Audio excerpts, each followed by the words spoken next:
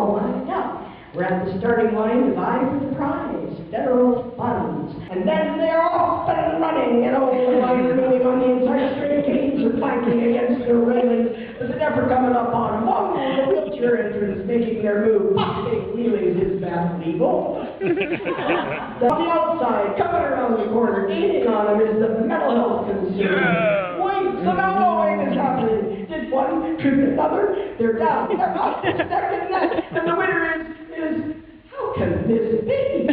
What are they doing out there? They're holding hands. They're walking in solidarity. They all came in together. Ladies and gentlemen, the winner is Cross Disabilities. This is the moment when decisions are being made, so we need to start talking, and we need to start doing something that the cross-disability community doesn't do well, and that's speaking with one voice. So that's what's really going on here, which is that the Cross Disability Movement has been organizing for decades, and mental health consumers and psychiatric survivors have been organizing for decades, and more these social change movements have been working together.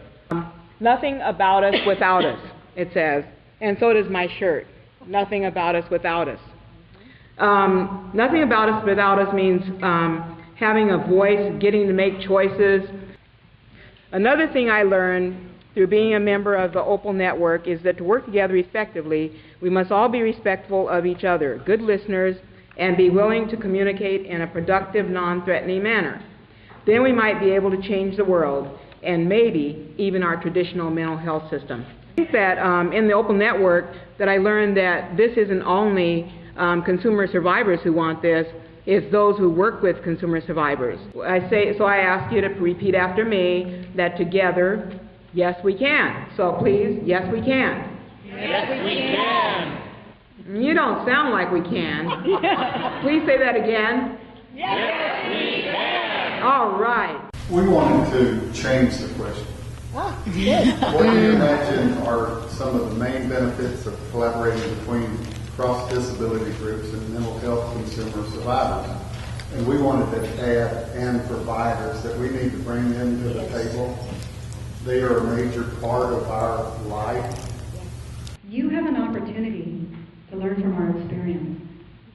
The Opal Network events provide this entry portal for us to learn about the helps that are helping and what else would be helpful and what isn't a help.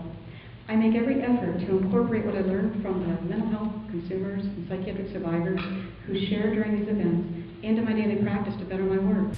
But where I come from in Grand Rapids, Michigan, there are 500 certified peer support persons making $12 to $18 an hour for their PhD in life.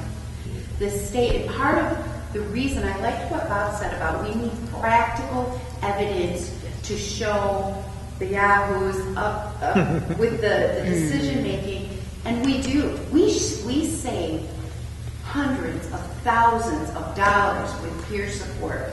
You know, I have sat with a woman and she has said, yeah, but you don't understand. I was strung out on drugs and they took my children and I went to jail. And I said, yeah, those are some tough years for me too. And you see a little light come on in their eye, I'm sure many of you know, because somebody finally relates to them. So I've been following this Opal Network gig for a while now. Yeah. I think we thought we had to have a specific list of goals for us to keep hanging out together. And hanging out together ended up being the goal, and the purpose, and the reason people keep coming back. And we've added in opportunities to educate leaders in our community by inviting them to just listen. We've had turnouts of a core of people that keep coming every single time. There's often a topic, but it's generated by the group. And if there's snacks, people will come, and if you're in a public place that's accessible, the amenities matter. So I think the thing that we've done really well that I'm really proud of us about is sort of keeping an open door, keeping open hearts, and being very accessible, and then willing to just follow the lead of survivors and folks who have a reason to speak out that may never have spoken out before. And it's wonderful to be a part of it. And encourage the provider agencies to be connecting with this whole process, because if the providers aren't there and partaking, we've got the same old, don't we? We have the consumer survivors talking to each other, which is a good thing, and the people that are also involved with them, in collaboration with them, needs to really be listening well. Can you hear me now? I always wanted to do that.